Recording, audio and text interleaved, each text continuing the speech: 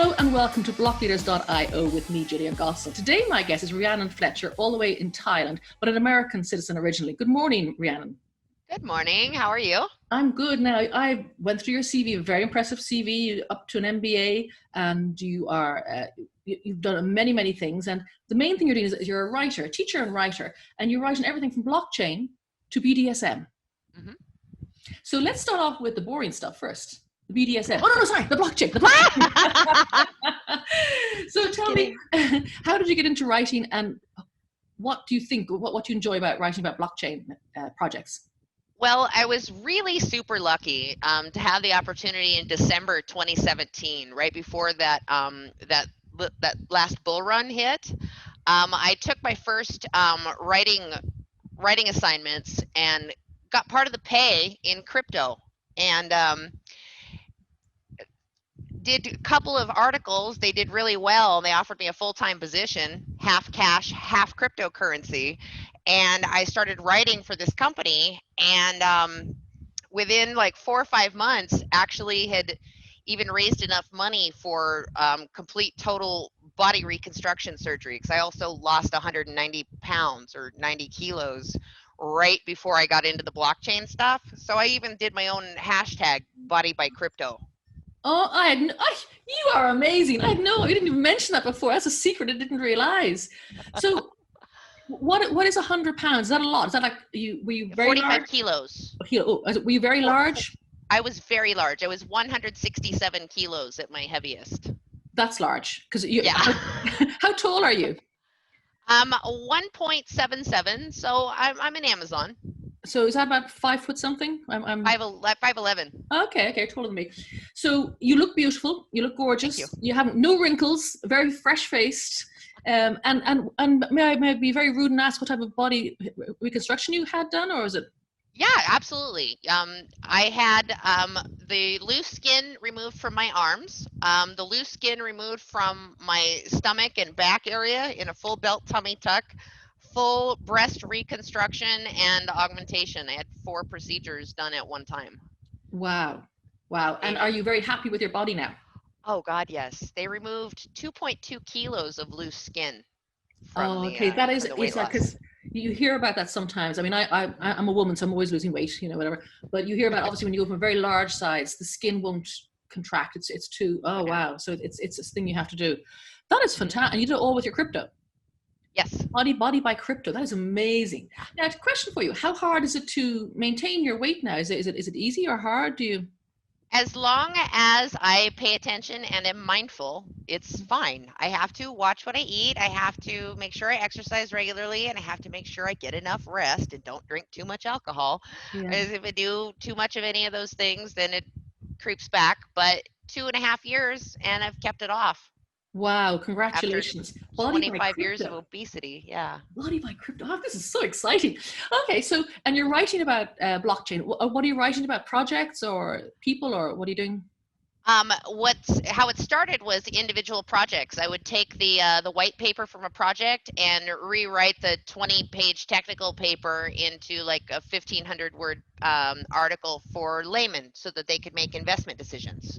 Brilliant. Okay, so you actually go deep into the belly of the ICO world at that stage too, and blockchain. Oh yeah, because a lot of this was during January 2018. I mean, I did probably 50 some articles from December to May.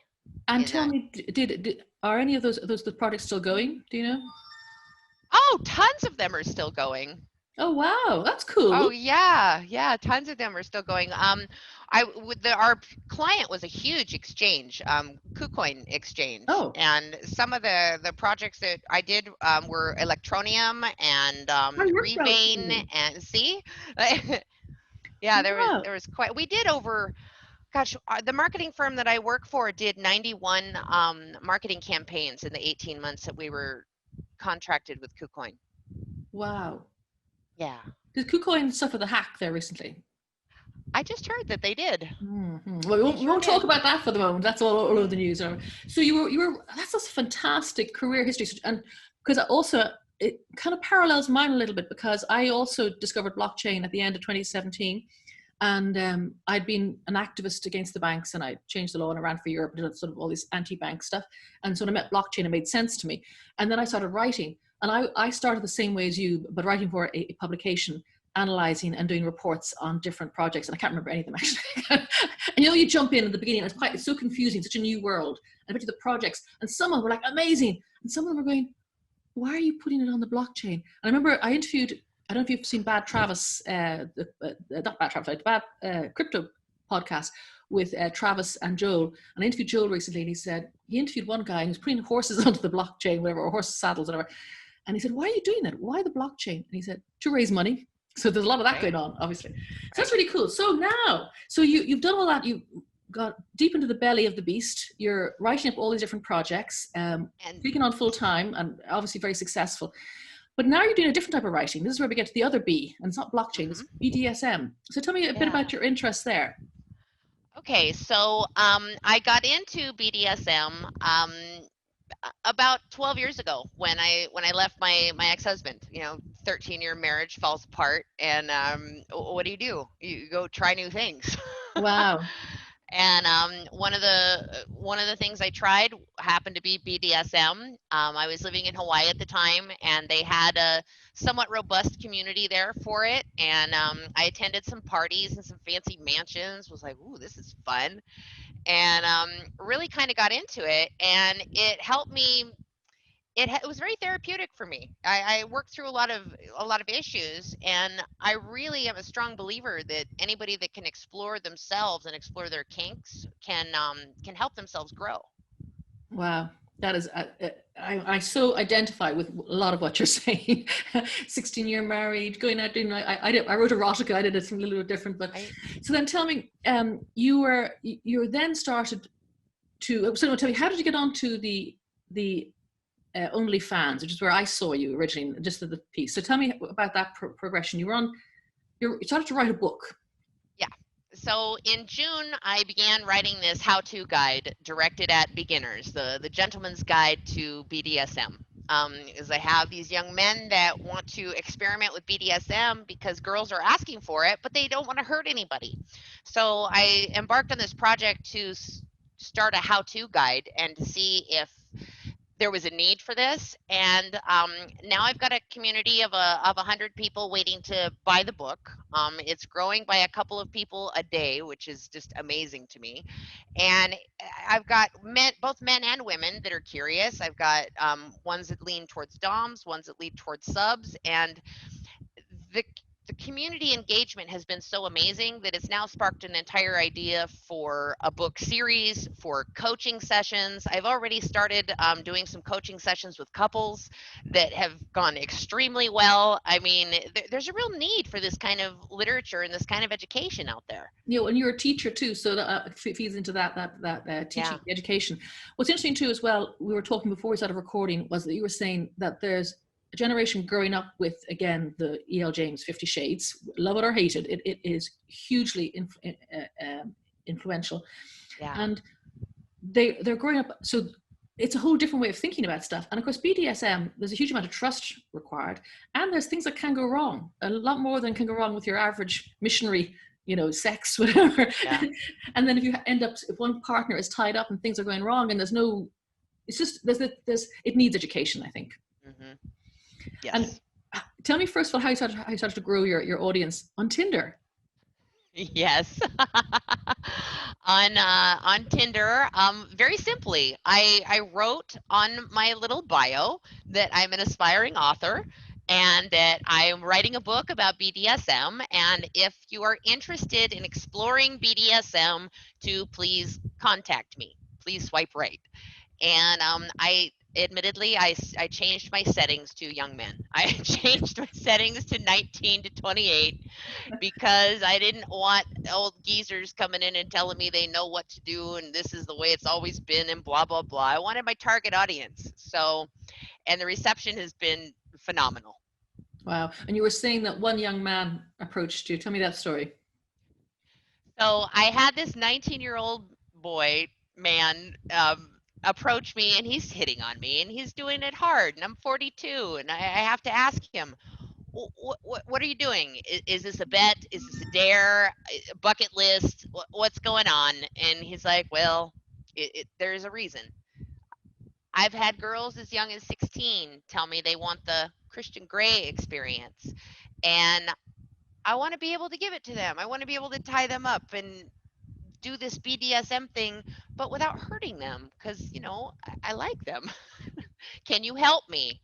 And that sparked this whole idea for a training program, for a curriculum, for a how-to guide on even to just talk about it and start researching on your own if you're curious at all. Yeah, and you're also on the OnlyFans, because your fans, your community that you developed said go on there. So, I mean, previously I had thought that it was mostly sex workers that were on there, but well, I suppose you are a form of sex workers or educator. Yeah, that's right. So you're actually making money on OnlyFans. I sure am. Sure am. My book community, when I hit about 30 of them, I was doing weekly emails. I hit about 30 people, and we were putting videos and photos inside Dropbox, and the Dropbox filled. And I asked them straight up, like, does anybody build websites? Does anybody have an idea for this? And a couple of them came back with different ideas, and several of them came back with OnlyFans. They're like, you should just make an account here. So I started looking it up, found out Beyonce put it in a song. It's growing, it's popular. Okay. So I made one, put my content up, invited my Facebook community and my book community, and my Facebook community, who watched my weight loss journey, started tipping me. They're like, ooh, she wants to be a writer. She's been talking about this. Go. And here we are. So community, again, another one of the sort of tag words for the blockchain area. But wow. And how often do you post on OnlyFans? Every day. Every day. Okay. So every day. I schedule content, so I'm not physically posting every day, but I update it every day. Wow. What an amazing journey. And you're only at the middle, or the start even. It's not even 42. It's the beginning. It's very beginning. Yeah, wow. Okay, that's so cool. So you have written all these articles, including ones about electronium, which is mad. You have you live in Thailand, so very lucky there. You have this super strong community that's following you, and moreover tipping you. So do you think that in time, do you have a day job still? Yes, and my day job is with WinPlay.App. WinPlay.App is a marketing company that focuses on crypto. It's the product that has come from the 3 years that I've been with the same company. And what we do is basically we are a gamified bounty system. So it has married gaming and blockchain together. We have a user base of, we just crested 500,000. Wow. 502,000 users. So we're super excited about that. They go on the website and they get rewarded for completing tasks. Maybe they have to retweet a Twitter, or maybe they get requested to write an article or upload a video to YouTube, or maybe even make a deposit on a specific exchange or a trading action, maybe stake a token, and they earn points. And then at the end of the contest, the winners of the points get rewarded in crypto. Sometimes it's USDT, sometimes it's the project token, sometimes it's BTC. It just kind of depends on what project it is. We've run 55 campaigns now through this, and we are launching our own token now this month. We did our platform first and then came up with the tokens. We're doing things a little bit backwards, but yeah, my day job is insane right now. I can imagine. The book is taking off. The OnlyFans is taking off. And the guys at work have been totally supportive of my OnlyFans. They're like, you can market to our users when you get bigger. Just come on, let's go. That's amazing. Oh my God, the energy is fantastic. Yeah. I'm blown away. Rhiannon. I saw one or two bits I thought were interesting, and there's a whole load more that I had no idea we got talking. That is just the trailers. Well, what I can say, this is you're the start of my new series of people of blockchain, people of crypto, nice. Because you are so interesting. There's so many things. I mean, you're right in the belly of it, and I didn't realize you're launching a token. That's mad, and yet all these other things that you've done. Yes, I'm doing the 80-hour work weeks right now. It is insane. I can imagine. I can imagine. Wow. Wow. But Well, don't get too rewarding, too. stressed. Don't get too stressed. Be zen. Well, thank you so much for your time. If people want to find you, where do they find you? Oh, well, in regards to BDSM or in regards to blockchain? Well, let's start with the boring bit first. Okay, so if you want to find me in blockchain, the website is WinPlay.App, WinPlay.app, WinPlay.app. Come join us, come earn crypto. Yeah. And if you want to check out the naughty stuff, well, onlyfans.com/Mistress Vegas.